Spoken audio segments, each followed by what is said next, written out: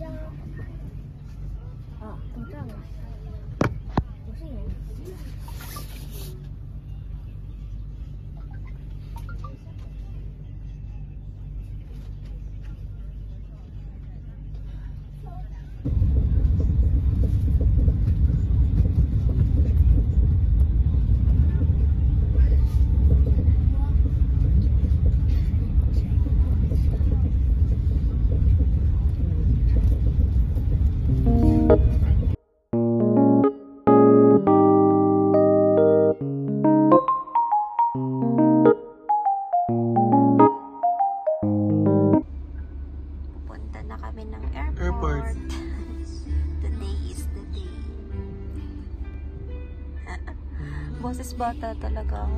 Ano? Mata ko parang antok na. Today is the day. Nakatulog ka ba? Nakatulog naman ako. Ba't ganyan? Ano na lambutin. Matulog Siguro kapag kayo nakakamdam na ako ng aircon doon na. Matulog ka sa biyahe. Papuntang Hangzhou Chaosha na to. Yeah. Super lapit na namin.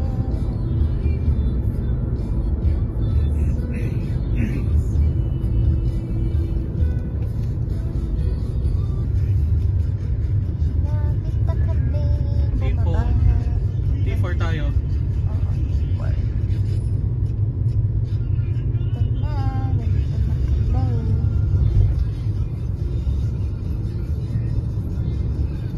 More Hangzhou, more init. Ay, yung slogan nila, more Hangzhou, less trouble. Pero ang totoo, more Hangzhou, more init. Kasi sobrang init dito.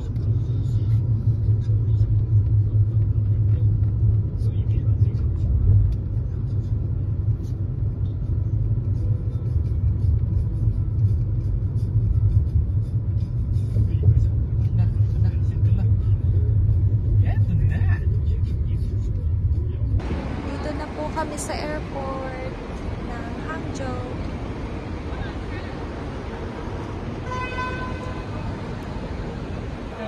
Punta na kami na gate 403. Dahil na kami sa mga check-ins.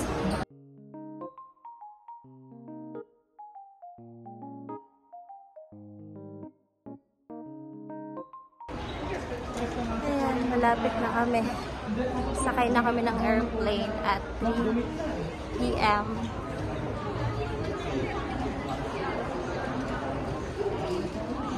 Si Derek.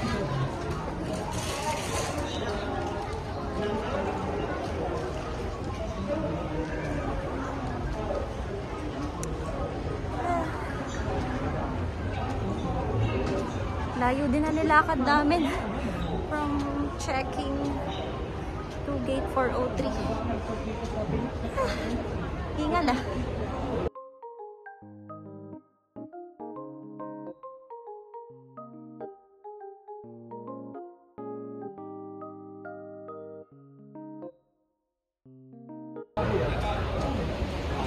Good luck sa amin.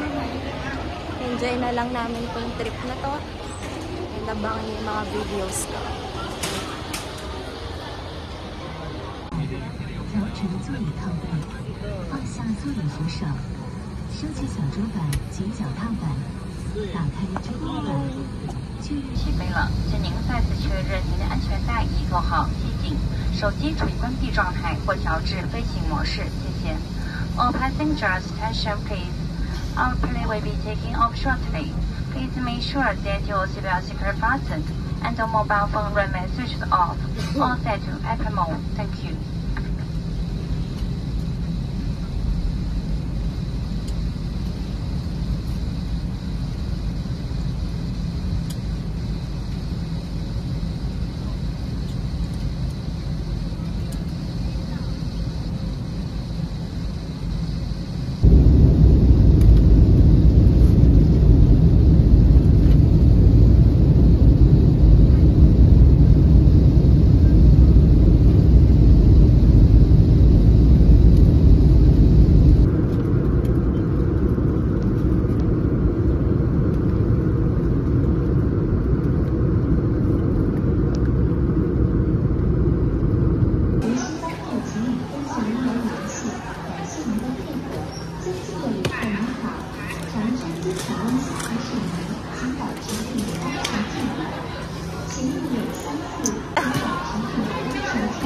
Tagal ng keyboard ni Baby.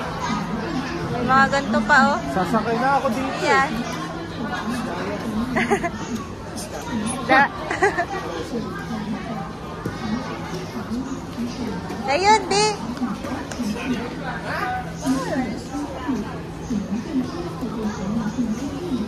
Sap. Okay na yan.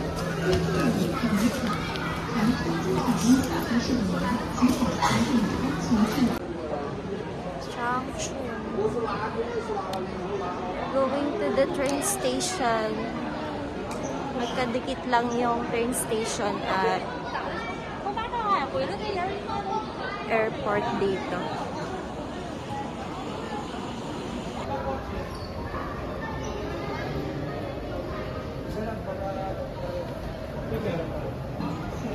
Dito tayo. Dito kami sa Changchun, Gongcha Airport. Papunta na Yanji. Sasakay kami ng train.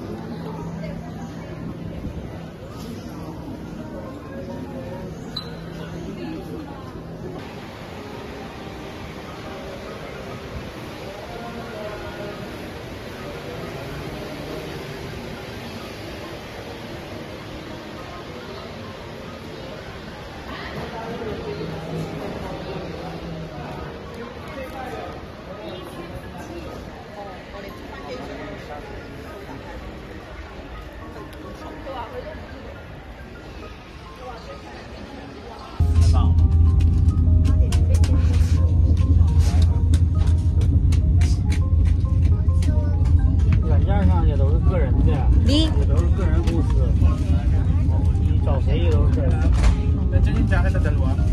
Ayun yung isa, kunin mo. Gusto mo?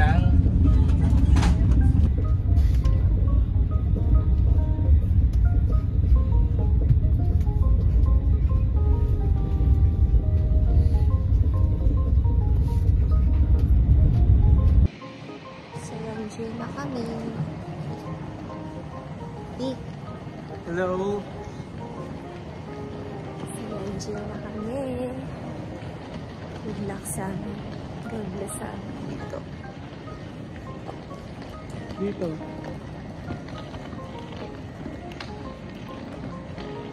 Sumakay kami ng 3 hours kami. Yung travel time namin. Eh, palabas na kami. Going sa apartment namin. Yan nga, nandito na kami sa Yanji and dumating kami dito is 8 PM and sinundo kami ng boss ni Baby. Tapos nanadat na naming apartment. Walang elevator. So yun nangyari.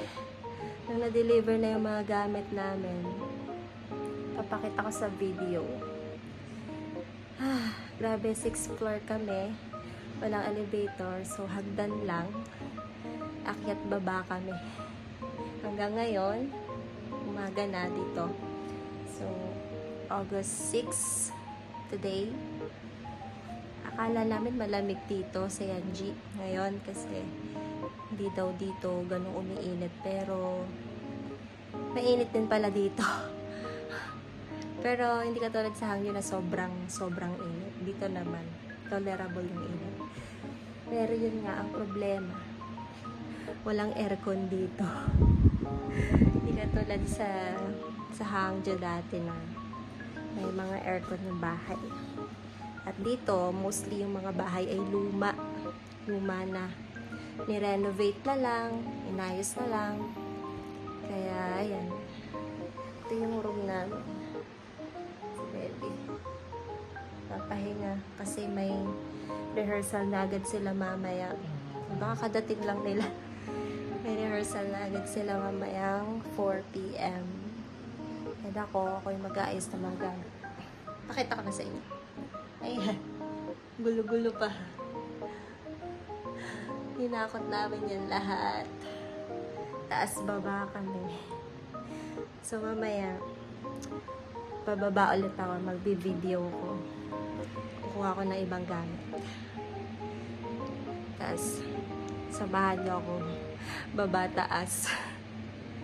Kasi mahirap siyang iakyat ng isang box na malaki. Sobrang hirap. Wala kasing gamit para madali siyang iakyat. Tsaka ayaw din siyang, pwede naman siyang ipakyat sa nag-deliver, kaya lang may extra pay. Eh, ang mahal din. Kaya tiniis na lang namin. Konti na lang naman. Naiakyat na namin gamit. Hello, Yanji. Ni hao, Yanji. Ito nga pala yung likod ng bahay. Yung likod ng kwarto namin. So, wala kami nakikitang masyadong puno dito. Hindi katulad sa Hangzhou. Pero, i-explore namin, or ako, habang si Bebe nasa work. Explore ko yung lugar. Dito lang, around dito lang. Sa labas. Baba ako ng itan. First floor. Bahay. Dinala ko yung ibang gamit. So, 1,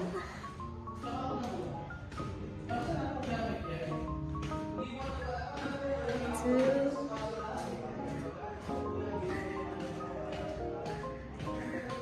3, 4,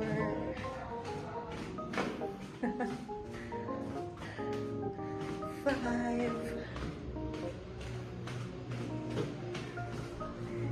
6. Hindi pala kami 6th floor. 7. Parang 8th floor pala kami. I thought 6th floor kami. 8. Wait. 9.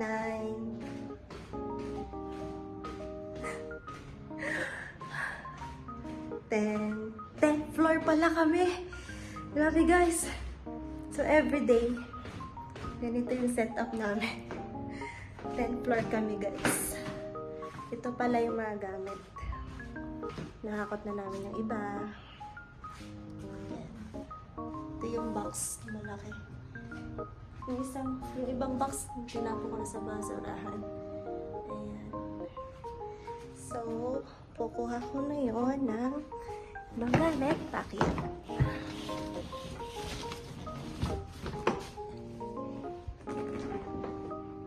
Hilahin ko na lang kaya ito. Ay, baka mag-ano. Akit na ako. Galing akong baba kanina. Dala-dala ko naman to ngayon. Itong gaming chair. Sayang kasi kung iiwan namin dun. Actually, may naiwan kaming lamesa dun. And ayaw siyang dalahin ako magdi-deliver. So, naiwan na lang namin sa Hangzhou. Alam mo yung isa sa hindi ko nagugustuhan dito. May tae ng pusa. Hindi ko alam kung saan nagagaling yung amoy na yun. Pero ayoko talaga ng amoy ng tae ng pusa. Ay, hindi ko na kaya ng sikmura ko. Pero yun nga, siguro masasanay na lang din ako. Hindi naman siya sobrang amoy na amoy kasi hindi ko makita kung nasan ba talaga yung tae ng pusa. Parang wala naman dito. Feel ko nanggagaling lang sa labas. Siguro may mga pusa dito na pag-alagala. Yun lang ang medyo hindi ko nagustuhan. Pero actually, hindi rin talaga ganun ka dali na mag-akyat baba. Pero sa bagay, hindi naman every minute, I mean every hour mag-akyat baba. So, siguro pagka may bibilin lang or lalabas, ganyan. Pero ngayon kasi, kaya sobrang nakakapagod. Naghakot kasi kami ng gamit. Pero siguro pagka yan, pagka ordinaryong araw na lang, magiging madali na para sa amin. Ay, konti na lang. Grabe. Saya din na ma-experience to. Doon ko napagtantuan na hindi magandang magkaroon ng bahay naman. May mga second floor, third floor. Para sa akin. Kasi lalo na pag matanda na, hirap din mag-akyat pa ba. Pero, kung afford naman din ng mag-elevator, di ba? Why not? Isang bahay. Kaya nandito na ako sa baba. Ito na lang. One last item. Binalot-balot lang namin yun sa bubble wrap.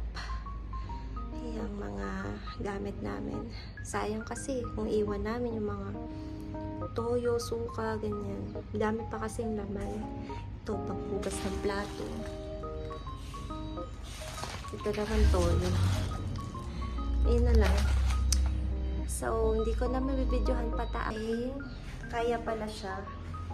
Hinahawak yung phone and then dala ko yung gamit. Well, finally. Tapos na rin magkakota, ayusin ko na yung mga gamit namin. Paakyat na ako. So, first floor. 10th floor po pala to. Grabe. Second floor.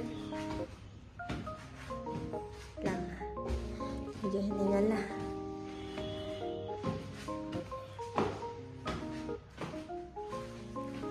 Third floor.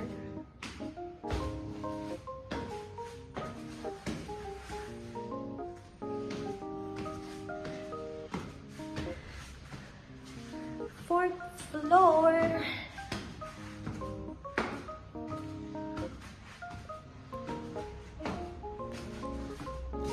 Fifth floor.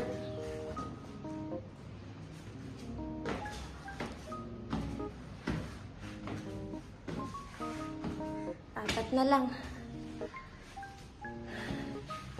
Sixth floor. Ay, I thought 6th floor kami. Hindi ko na na-realize. Nung binilang ko, 10th floor pala. 7th floor na.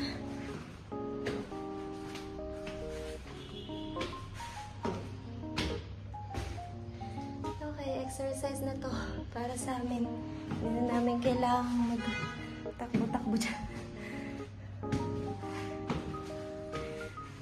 8th floor.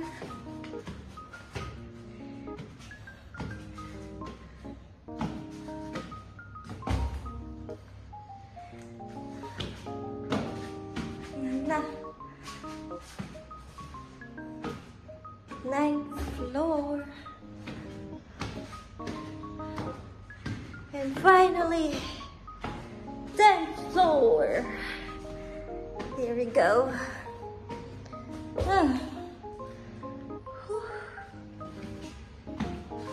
So,